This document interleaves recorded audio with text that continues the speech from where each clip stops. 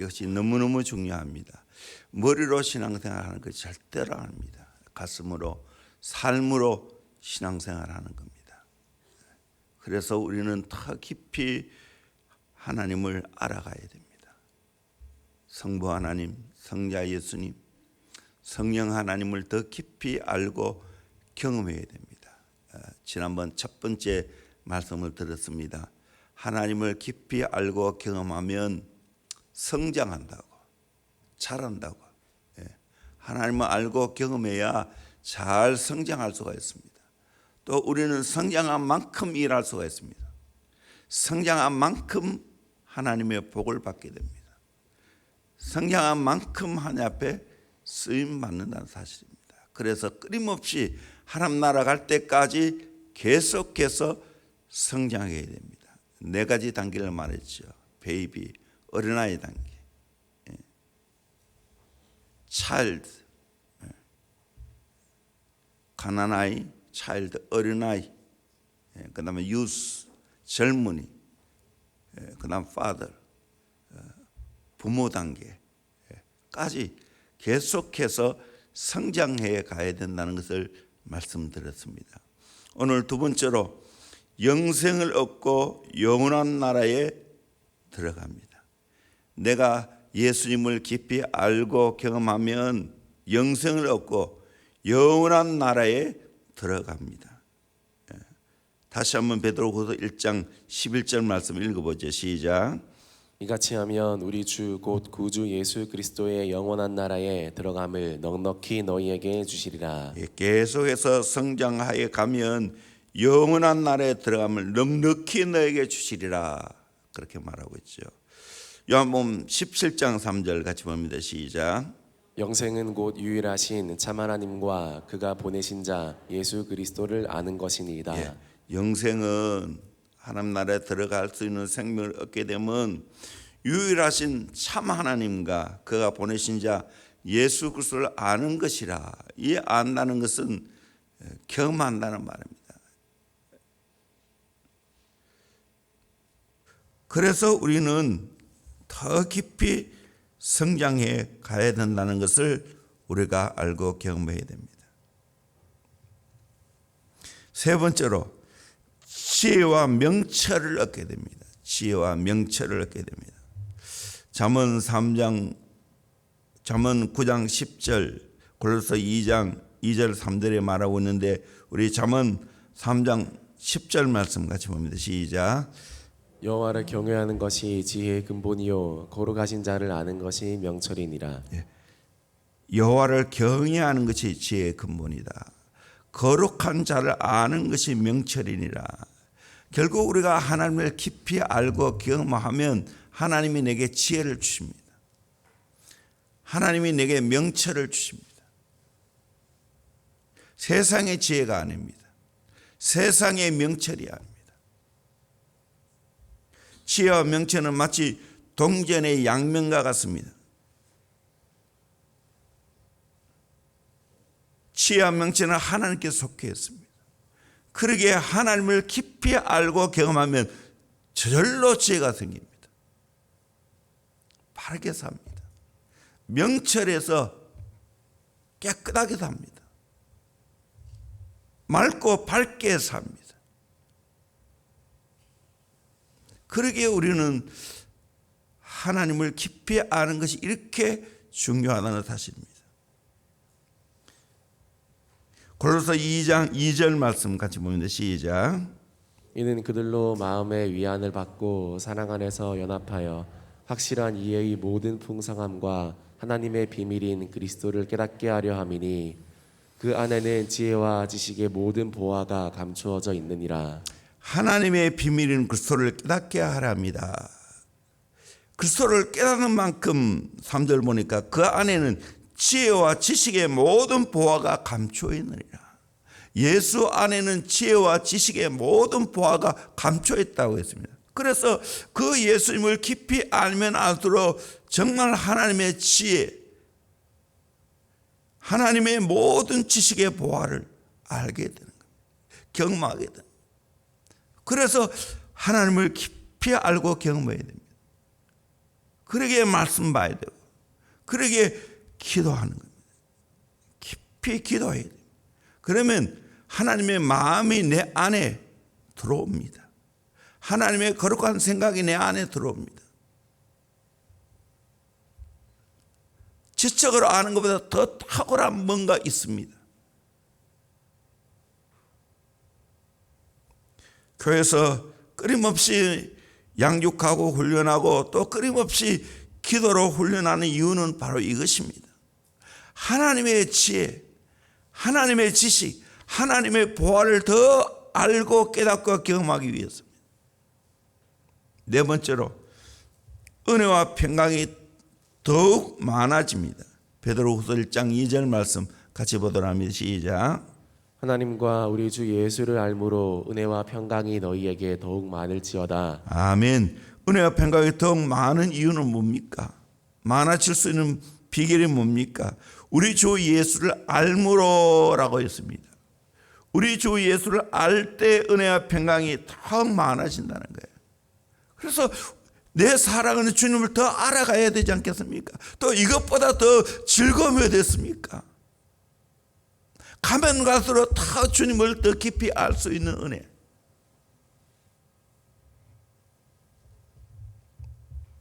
부부도 오래 살아가다 보면 더 깊이 서로 알잖아요.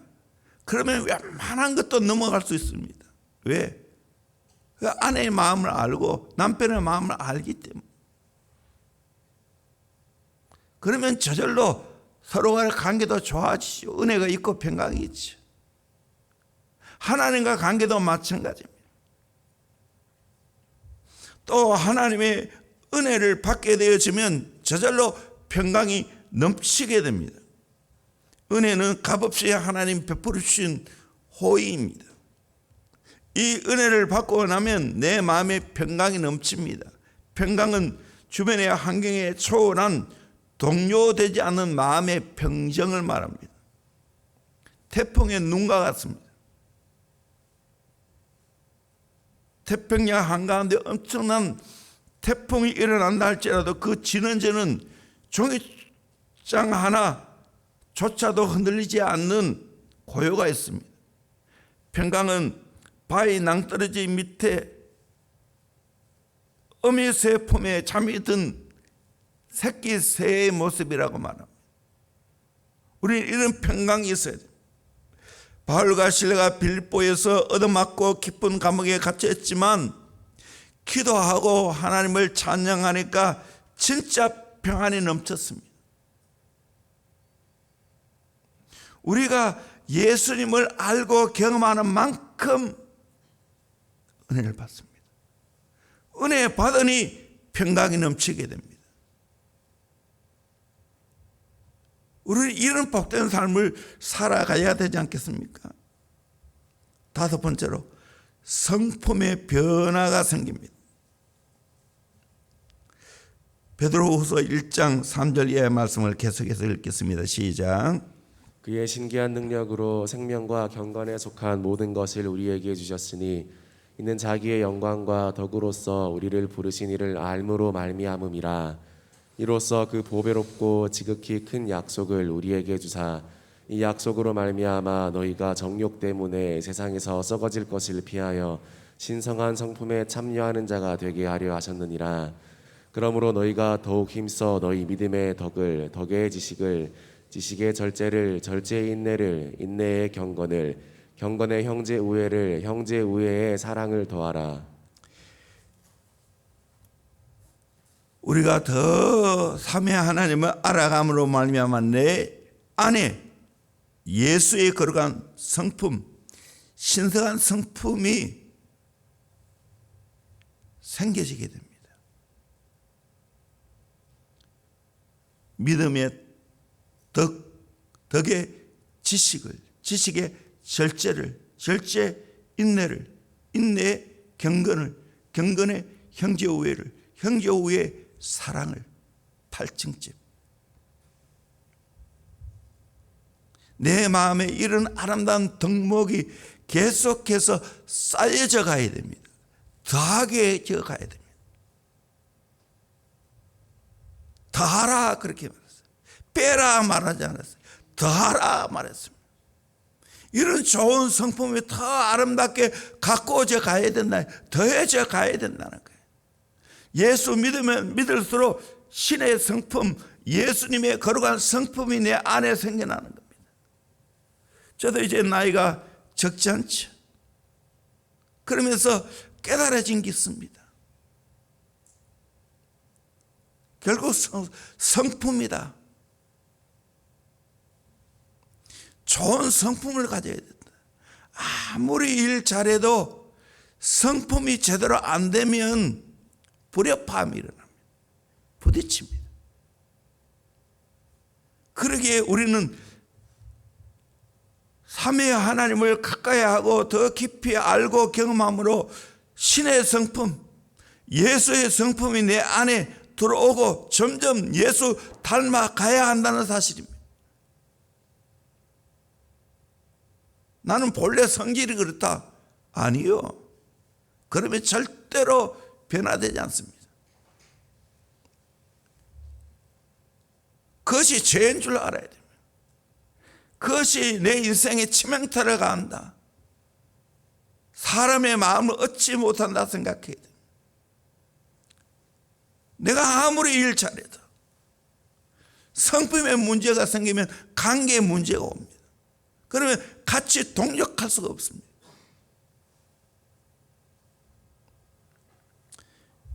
그러기에 하나님을 알게 게으르면 안 되는 겁니다. 더 하나님을 깊이 알아가면서 아름다운 성품의 변화가 일어나야 됩니다. 이 8가지를 지금 다 일일이 설명할 수가 없습니다. 저도 오래전에 이 말씀을 다 암기한 말씀입니다. 그러나 끊임없이 이것을 해 가야 됩니다. 믿음부터 시작해서 마지막 끝에가 사랑이 있다는 사실입니다. 6번째로, 강하여 용맹을 떨칩니다. 다니엘서 11장 32절 말씀 같이 보도록 하겠습니다. 시작. 그가 또 언약을 배반하고 악행하는 자를 속임수로 타락시킬 것이나 오직 자기의 하나님을 아는 백성은 강하여 용맹을 떨치리라. 참 의미 있는 말씀이에요. 띄어나 보세요. 오직 자기의 하나님을 아는 백성은 강하여 용맹을 떨치리라. 이 길밖에 없다는 거죠. 자기의 하나님을 아는 백성은 강하여 용맹을 떨치리라. 하나님을 깊이 알면 하나님처럼 강해집니다. 그리고 용맹을 떨치게 됩니다. 이 말씀 보면 생각나는 사람이 있죠. 누구겠습니까? 다윗 아니겠습니까? 강하여 용맹을 떨치지 않아요. 어린아이가 골리앗을 물맷돌로 쳐 죽이는, 그리고 골리앗의 칼을 빼어서 목을 자른, 그리고 그 목동이 세상에서 가장 위대한 왕이 됐지 않습니까? 강하다는 이 말은 스탠드 포, 꿋꿋이 서 있는 것, 견고한 것을 말합니다. 세상에 어떤 어려움과 고통이 있다 할지라도 요동하지 않은 걸 말합니다. 여러분의 리더는, 지도자는 어떤 어려움이 있어도 꿋꿋이 서 있어야 됩니다.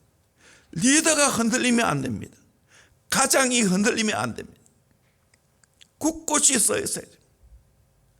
그거는 예수를 아는 만큼, 하나님 아는 만큼 이렇게 강해집니다. 꿋꿋이 서 있습니다. 흔들리지 않습니다.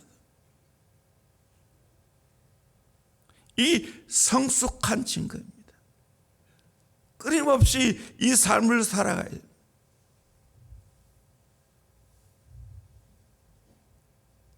이것이 리더의 자질이에요. 저는 그래도 아내하고 지금까지 살면서 감사한 것은 참 아내가 저에게는 이 역할을 해줬어요. 지금까지 오랫동안 한경에 목회했지만 온갖 일을 다 겪지 않았겠습니까? 그럼에도 불구하고 아내가 흔들리는 걸 못 봤어요. 곳곳이 서 있어. 곳곳이 자리를 지켰어.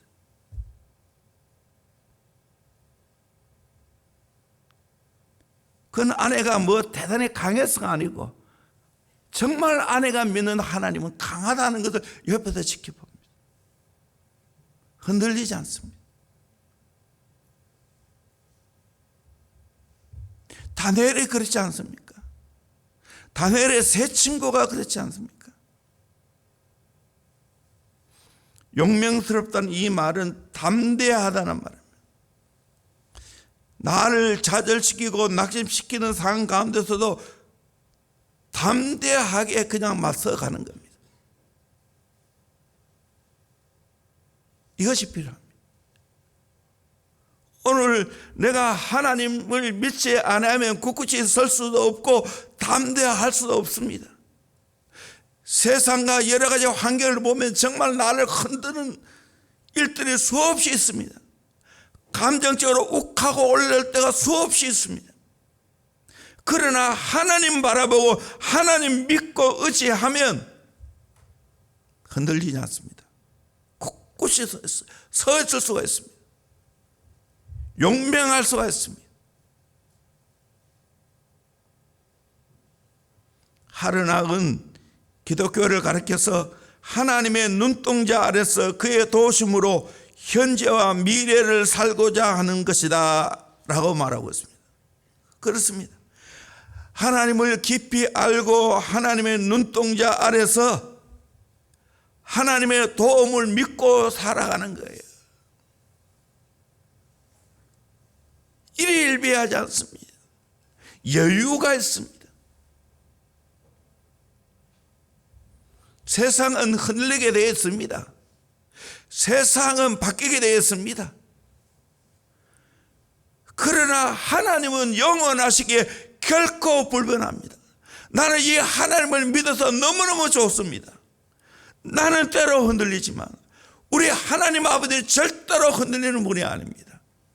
그분을 내가 믿고 있기에 나도 흔들리지 않는 겁니다. 나는 사실 성품과 기질면에는 어린 시절에 자라난 나의 모습은 앞에 나서지도 못하고 그야말로 유약한 사람입니다. 물론 내 집은 그렇지 않았어요. 사람들 보기에는 다 했어요. 그런 내가 하나님을 만나고 나니까 더 하나님을 깊이 알고 경험하니까 스탠드펌 곳곳이 설 수 있었습니다. 때로는 강하게 말씀을 증거할 수 있고 하나님의 뜻을 선포할 수 있고 굳굳하게 그것을 밀고 나올 수 있었습니다. 목사님 얼굴은 안 그러는데 한번 시작해 되면 끝을 봐야 된다고. 사실이에요. 하나님을 알고 하나님의 뜻을 내가 바로 아니까 밀고 나가지 않을 수 없죠.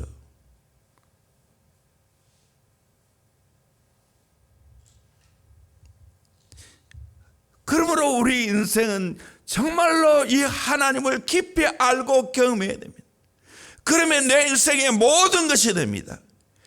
세상의 여러 가지 것 때문에 내 마음이 흔들리지 않습니다. 정치 때문에 내 마음이 흔들리지 않습니다. 경제가 어렵다고 해서 내 마음이 흔들리지 않습니다. 하나님 바라보고 말씀 위에 굳게 서 가니까 반석 위에 집을 지은 것처럼 흔들리지 않고 무너지지 않는다는 사실입니다. 무너진다는 것은 흔들리는 내가 약하다는 거예요. 굳게 서 가는 겁니다. 앞으로 대형교회가 정말 해야 할 일이 많습니다. 시대적인 사명이 정말 큽니다. 저와 여러분은 대형교회 영가족으로서 영적인 가족으로서 우리 함께 교회를 지켜내야 됩니다. 그리고 함께 힘을 모아서 주의 사명을 감당해야 됩니다. 이 시대의 모델적인 건강한 교회 되어야 됩니다. 세계 복음화를 이루는 데 하나님 앞에 귀하게 쓰임 받아야 됩니다. 결국에는 저는 통일 한국 시대가 온다고 믿습니다.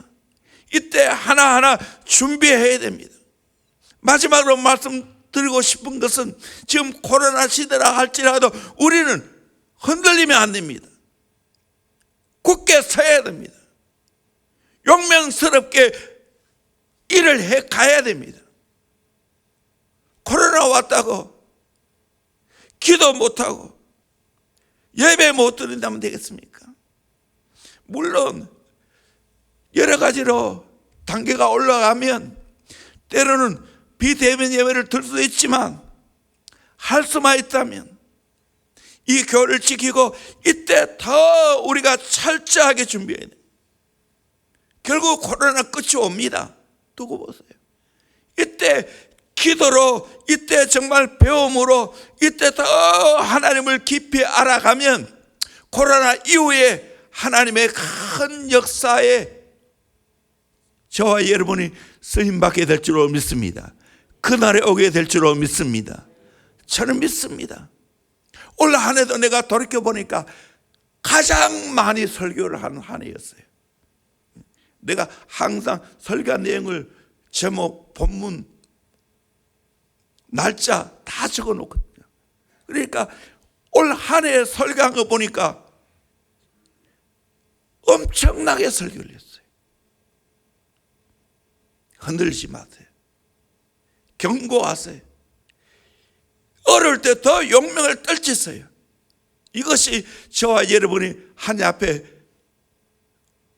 어려움을, 고난을 이겨내가는 태도와 자세인 줄로 믿습니다. 그 사람은 절대로 무너지지 않습니다. 하나님이 살아계시는데 설령 코로나가 걸렸다 할지라도 마지막에 우리는 다 하나님 나라 갈 건데 또 별것 아니에요. 다 건강을 되찾습니다. 너무 거기에 일희일비하지 마세요. 내 자리를 지켜서. 그러나 최대한 마스크를 쓰고 더 지금 마스크를 써야 됩니다.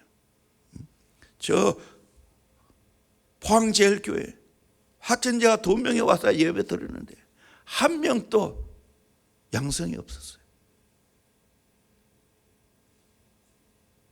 대비할 것은 철저하게 대비하고, 그러나 하나님이 지켜준다는 걸 믿고 나아가다 보면 하나님이 오히려 이것을 통해서 이후에 더 하나님 앞에 강력한 예수의 제자, 예수의 군사가 될 줄로 믿습니다. 더 하나님을 깊이 알고 경험하는 저와 여러분 되기를 주의 이름으로 축원합니다. 기도하겠습니다. 오늘 말씀을 생각하면서 정말 우리 인생의 가장 중요한 것은 하나님을 깊이 알고 경험하는 겁니다. 삼위 하나님을. 그렇게 되면 내가 성장합니다. 그리고 영생 없고 영원한 나라에 내가 들어가게 됩니다. 지혜와 명철을 얻게 되고 은혜와 평강이 더욱 많아지게 됩니다. 성품의 변화가 일어나고 강하여 용맹을 떨치게 됩니다. 하나님, 내가 이런 멋있는 인생을 살게 하여 주시옵소서. 우리 같이 주여 세모 외치면서 기도로 나아가겠습니다. 주여